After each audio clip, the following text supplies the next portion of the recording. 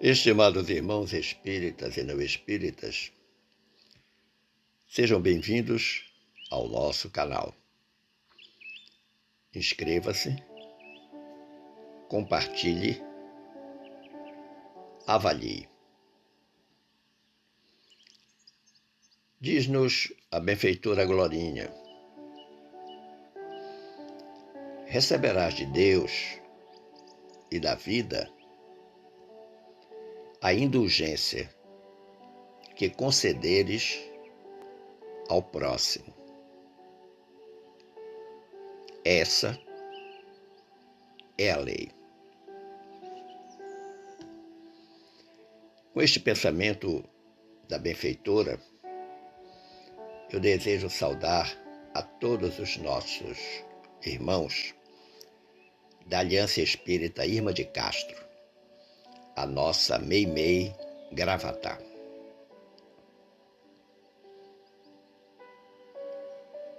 Agradecendo desde já a presença de todos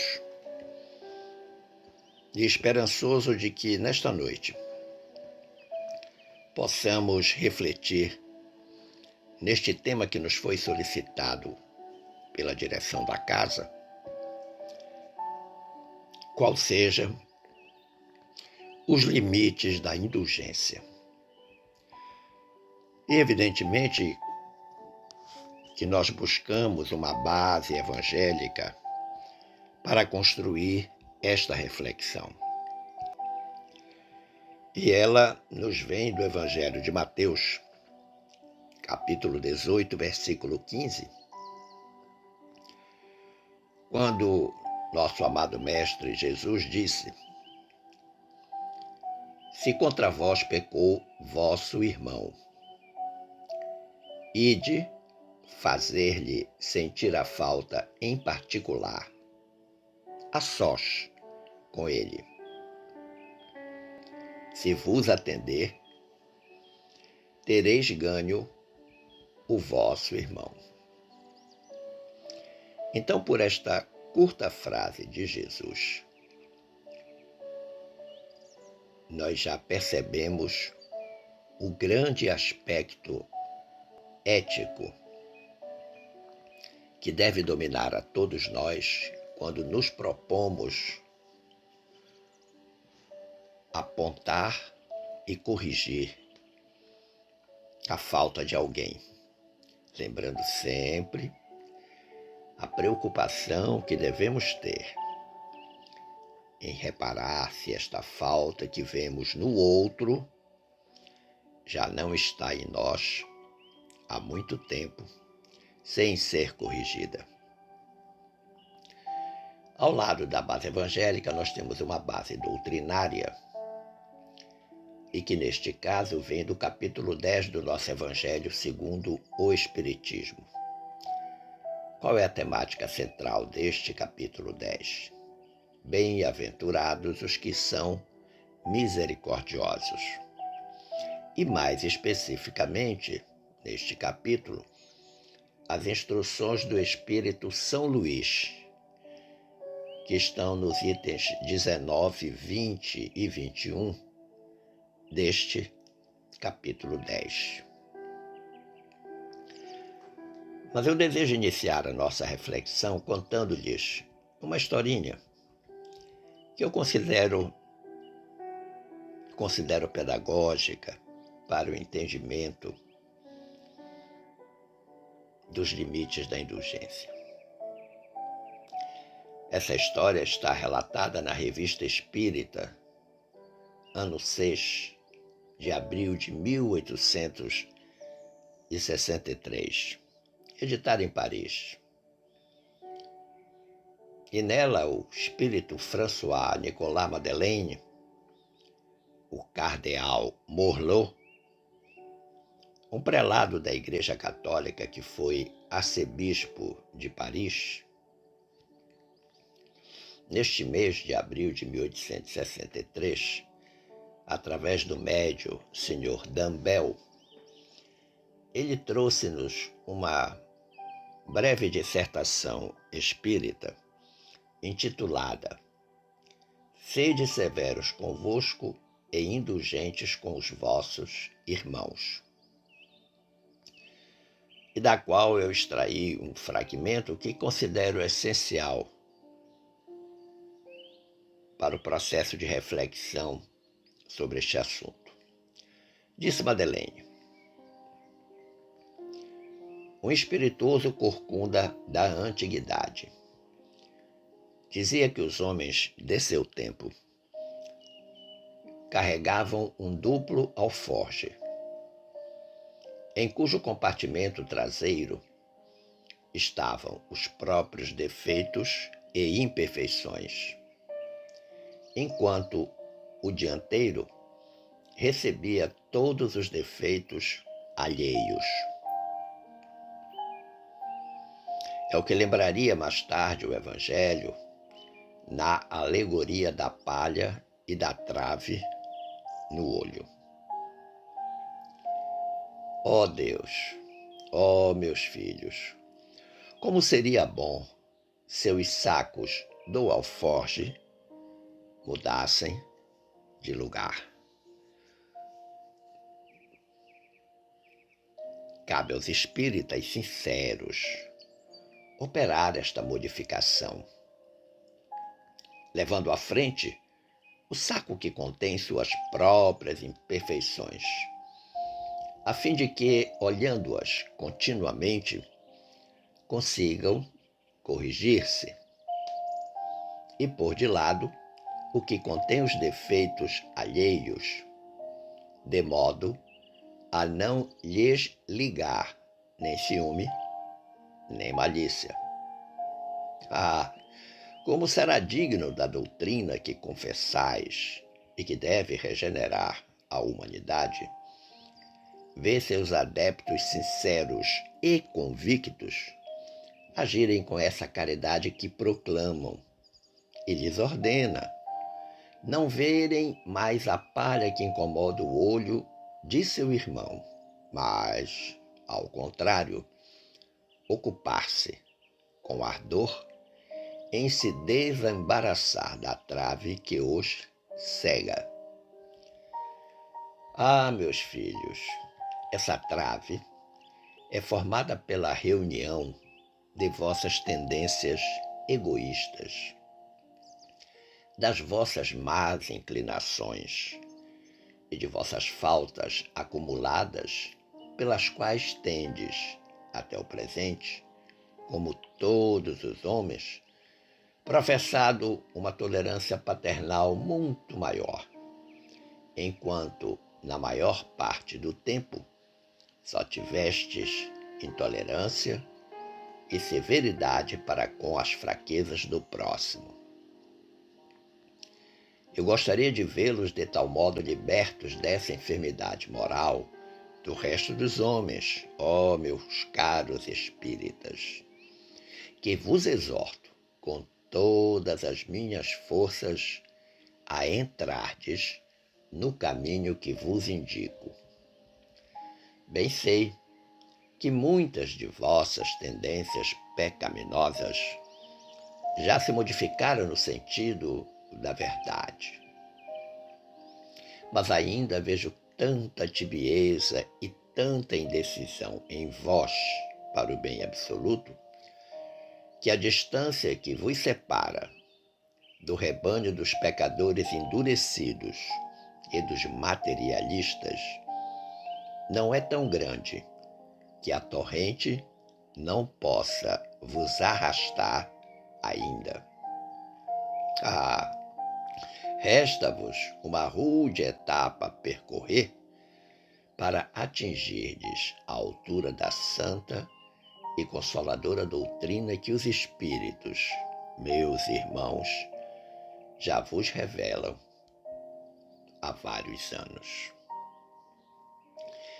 Então, nesta breve dissertação, o cardeal Morlot, o prelado da Igreja Católica, que foi arcebispo de Paris, nos dá uma grande aula sobre a indulgência.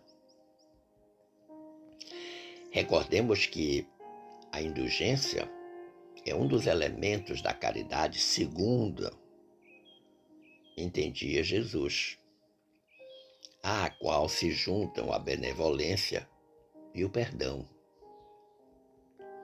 O famoso BIP, objeto da resposta dos Espíritos à questão 886 do Livro dos Espíritos, e que está assim expresso: a caridade, como a entendia Jesus, não se restringe à esmola material, mas sim benevolência para com todos, indulgência para as imperfeições alheias e perdão das ofensas. A esse propósito, o benfeitor Emmanuel, no capítulo 3 da obra Atenção, o título desse capítulo é Ante a Indulgência Divina, nos faz uma importante advertência sobre esta questão da indulgência. Ele diz: induzidos à intemperança mental, a explodir dentro de nós, por vulcão de loucura, meditemos na indulgência divina, para que não venhamos a cair nos desajustes da intolerância. Ora, nesta observação, desse aconselhamento ou advertência de Emmanuel, nós devemos entender que diante do erro alheio, nós precisamos analisar a circunstância desse erro, ponderar sobre a falta e orar por nós mesmos para exercer essa tolerância que é pregada pelo Emmanuel, ao mesmo tempo em que oramos também pelo ofensor, por aquele que nos ofendeu, em face do seu infeliz momento. Porque se nós não tivermos indulgência, nós estaremos tão errados quanto aquele que acabou de nos ofender. Numa outra obra mediúnica, agora do espírito Joana de Ângeles, com o médium Divaldo Franco, o título da obra é Viver e Amar, a benfeitora faz uma belíssima apreciação sobre essa questão da indulgência. Ela começa dizendo: escasseia cada vez mais no comportamento humano a indulgência. Então ela já faz logo um diagnóstico do que está acontecendo na humanidade em relação à indulgência. E aí ela vai falar, sobre a indulgência. Ela diz: é calma e natural, fraterna e gentil, brotando como linfa cristalina ao alcance do sedento. Generosa, não guarda qualquer ressentimento, olvidando as ofensas a benefício do próprio agressor. Olha que interessante. Então há uma espécie de casamento de ideias entre a opinião de Emmanuel, lá no capítulo 3 da obra Atenção, ante a indulgência divina, com o pensamento de Joana de Ângeles na obra Viver e Amar. Em ambas as opiniões, a indulgência se faz necessária, especialmente para o ofensor, embora o primeiro grande beneficiário da indulgência é o próprio indulgente.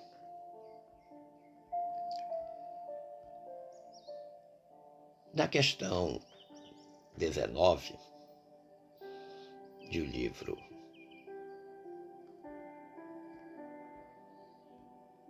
que nós estamos analisando, que fala sobre a indulgência, que é da lavra do Espírito São Luís, lá no capítulo 10 do nosso Evangelho segundo o Espiritismo, essa questão 19 tem a seguinte arguição: ninguém sendo perfeito, seguir-se-á que ninguém tem o direito de repreender o seu próximo. É uma pergunta inteligente. Ora, se você não é perfeito, como é que você quer repreender a imperfeição do outro? Mas aí o benfeitor São Luís, com muita propriedade, disse: certamente que não é essa a conclusão a tirar-se, porquanto cada um de vós deve trabalhar pelo progresso de todos, e sobretudo daqueles cuja tutela vos foi confiada. Então, nessa primeira parte da resposta do benfeitor, ele já adverte que o caminho do raciocínio não é este aí. Porque eu sou imperfeito, eu não posso repreender a imperfeição alheia. E ele justifica por que não se deve pensar dessa forma. Porque cada um de nós tem a responsabilidade de trabalhar não só pelo seu próprio progresso espiritual, mas pelo progresso espiritual de todos. E aí já faz uma advertência, já dá uma chamada de atenção, que esta preocupação deve ser, sobretudo, com aqueles que estão sob a nossa tutela, sob a nossa responsabilidade de orientação. E ele continua dizendo assim: por isso mesmo, deveis fazê-lo com moderação. Ou seja, eu posso apontar, eu devo apontar a imperfeição alheia com moderação. Retornando aí nessa forma, né, o conselho do benfeitor Emmanuel: deveis fazê-lo com moderação para um fim útil, e não, como as mais das vezes, pelo prazer de denegrir. Olha que interessante. Uma chamada de atenção importante. Vou anotar a imperfeição alheia? Vou comentá-la com o meu ofensor? Sim, mas este meu comentário, esta minha observação, ela deve ter uma finalidade útil, que não é para denegrir, para diminuir, para ofender o ofensor. Senão nós vamos ficar no mesmo estado de erro que ele. E o benfeitor São Luís diz mais: neste último caso, se você quiser denegrir, a repreensão é uma maldade. No primeiro, é um dever que a caridade manda seja cumprido com todo o cuidado possível, ou seja, quando eu repreendo, quando eu aponto o erro, a imperfeição, com justiça, com serenidade, com ética, com amor, objetivando melhorar a circunstância do ofensor.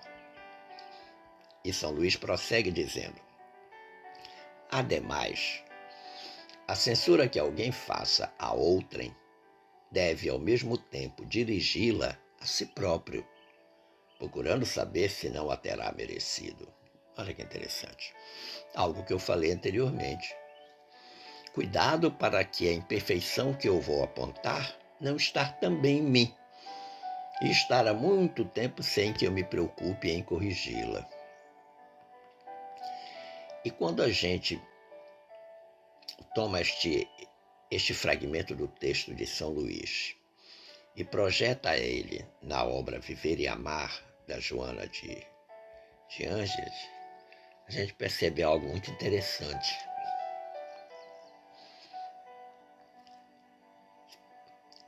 Por exemplo, sem a indulgência no lar, diante das atitudes infelizes dos familiares, ou em referência aos seus equívocos, instala-se a malquerença. na oficina de atividades comerciais, produz a desconfiança, no trato social, propicia o desconforto moral e responde pela competição destrutiva. Então, quando a gente não age conforme essa orientação do benfeitor São Luís, Joana vai dizer que ela vai ser necessária, essa conduta adequada, amorosa, respeitosa, ética, moralmente aceita, ela vai ser importante no lar. Se nós não formos indulgentes em casa, em relação às dificuldades, aos problemas, às imperfeições dos outros que conosco convivem, nós vamos instalar a malquerência, nós vamos instalar dificuldade, problemas de relacionamento. Se for lá no trabalho, lá onde nós trabalhamos, vamos instalar a desconfiança. Se for na vida social, nós vamos propiciar o que ela chama de desconforto moral e que vai gerar a tal da competição destrutiva, ou seja, um querendo passar por cima do outro. E ela diz mais. Ela diz: a indulgência é um sentimento de humanidade que vige em todas as pessoas, aguardando desdobramento e vitalidade que somente o esforço de cada qual logra realizar. Sentimento de humanidade que está em todas as pessoas. Agora, para que ela aconteça, é preciso que haja esforço. Um esforço moral. Não é esforço físico, é esforço moral. Um esforço de vontade de fazer o bem. De ser justo, de ser honesto, para consigo e para com o próximo. Na questão 20, há uma pergunta no seguinte sentido: será repreensível notarem-se as imperfeições dos outros, quando daí nenhum proveito possa resultar para eles, uma vez que não sejam divulgadas? Olha que interessante. Será repreensível, ou seja, será passível de crítica, de repreensão, quando se nota a imperfeição dos outros, mas não se tira nenhum proveito para eles mesmos esta observação da imperfeição, desde que não sejam divulgadas.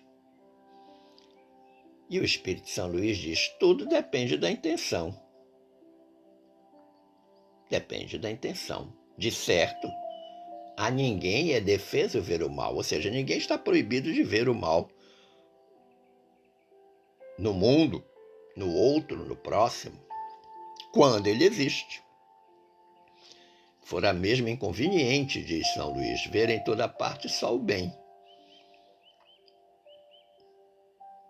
Semelhante ilusão prejudicaria o progresso. Se nós só víssemos o bem no mundo e não reparássemos no mal que nele existe, como que poderíamos combatê-lo? E aí São Luís está dizendo, isso ia prejudicar o progresso. E ele diz mais: o erro está no fazer-se que a observação redunde em detrimento do próximo, desacreditando-o, sem necessidade, na opinião geral. Ou seja, aquele esforço que muitas vezes as pessoas fazem de desmoralizar a criatura na sociedade. E São Luís diz mais: igualmente repreensível seria fazê-lo alguém apenas para dar expansão a um sentimento de malevolência e a satisfação de apanhar os outros em falta. A gente sabe que tem pessoas que vivem numa fiscalização da vida alheia, sempre buscando um defeito no outro para apontar. E evidentemente que uma atitude, uma conduta dessa natureza não é uma conduta amorosa, não é uma conduta do bem, não é uma conduta justa. E existem pessoas que gostam por demais de apontar o erro alheio. Dá-se inteiramente o contrário. Agora, São Luís vai apresentar o contraponto. Dá-se inteiramente o contrário quando, estendendo sobre o mal um véu, para que o público não o veja, aquele que note os defeitos do próximo, o faça em seu proveito pessoal. Isto é, para se exercitar em evitar o que reprova nos outros. Ou seja, o outro comete uma imperfeição, eu vejo no silêncio do meu coração e da minha mente, lanço um véu sobre este mal e procuro ver se este mal não está em mim mesmo. Porque na realidade o outro é o nosso espelho, né? Tudo que a gente vê de bom e de ruim no outro é o que a gente vê em si mesmo. Então, quando eu lanço esse véu sobre o mal alheio, eu tenho então a grande oportunidade de verificar se este mal que eu acabo de cobrir com o véu da discrição, o véu da ética, se ele não está em mim e como eu devo fazer para combatê-lo. E São Luís diz, essa observação em suma não é proveitosa, moralista? Como pintaria ele os defeitos humanos se não estudasse os modelos? Os modelos que estão no mundo, um deles é o próprio pintor. Novamente, há um comentário de Joana de Ângeles na obra Viver e Amar, que se adequa perfeitamente a esta explanação do Espírito São Luís, que ela diz assim: a indulgência é um ato de amor que se expande e de caridade que se realiza. Um ato de amor que se expande, ou seja, ela é cada vez maior, maior, maior, maior. E ao mesmo tempo é uma caridade moral e uma caridade espiritual que se pratica em favor do ofensor.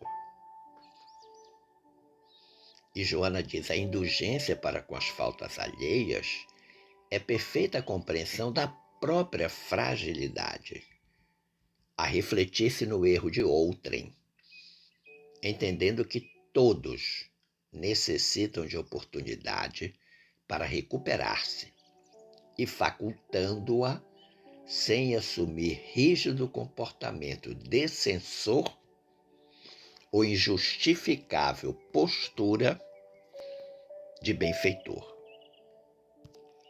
Então, a opinião da benfeitora casa perfeitamente com o pensamento de São Luís.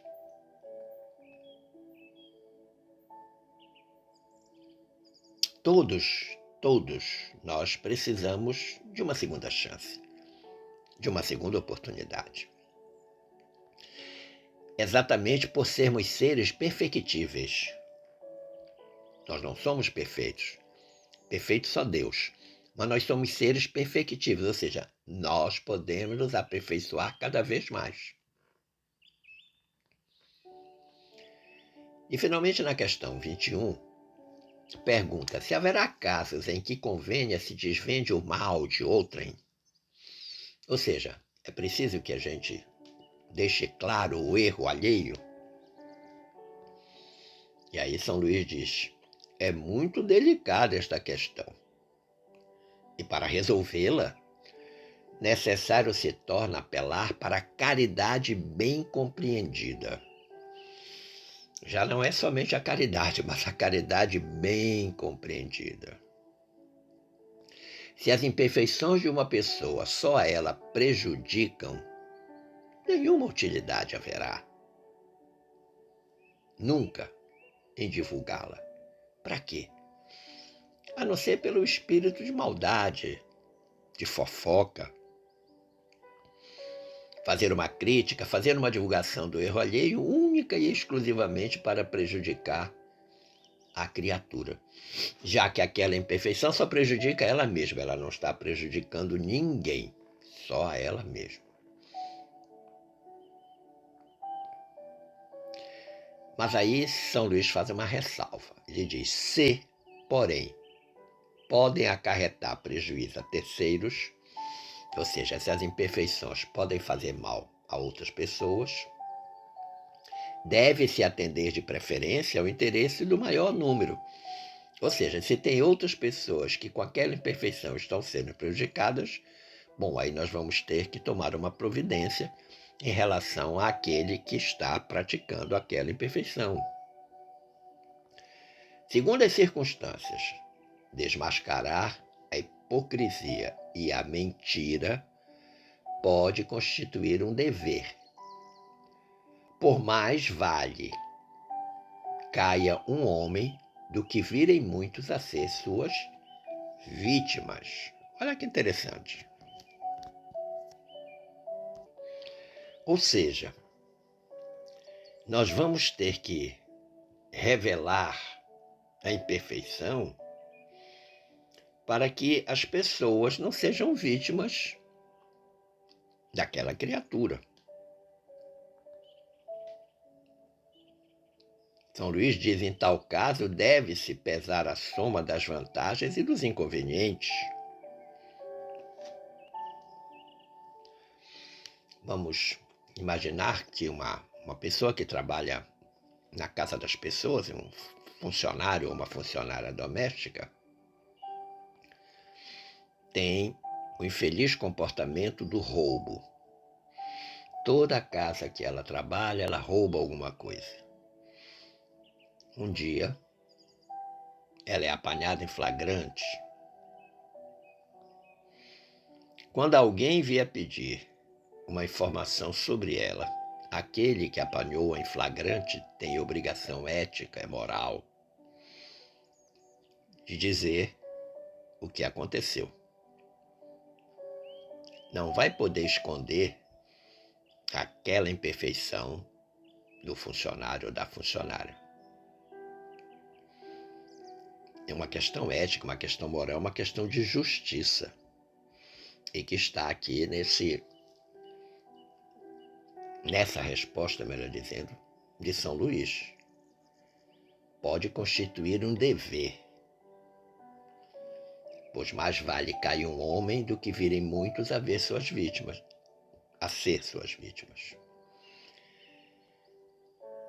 Na obra mediúnica intitulada Hoje, do Emmanuel do Chico Xavier, lá no capítulo 9, eu encontrei uma opinião do Emmanuel que se adequa a esta colocação de São Luís.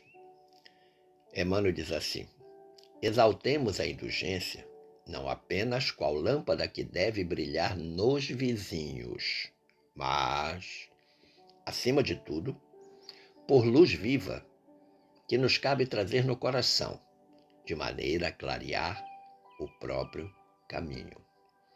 Ou seja, Emmanuel está dizendo que a gente não deve querer apenas que os vizinhos sejam indulgentes com a gente, mas nós sermos indulgentes também para com eles.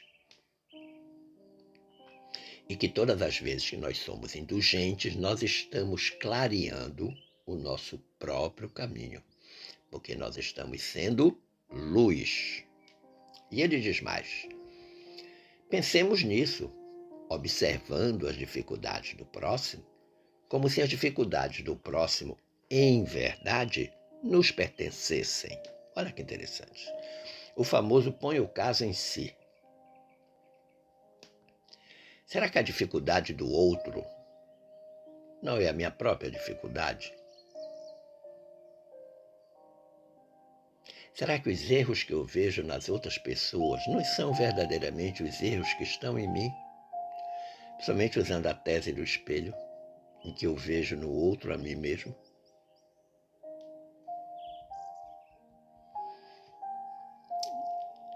Para fins de conclusão, nós voltamos lá na obra Atenção, no capítulo 3, ante a indulgência divina,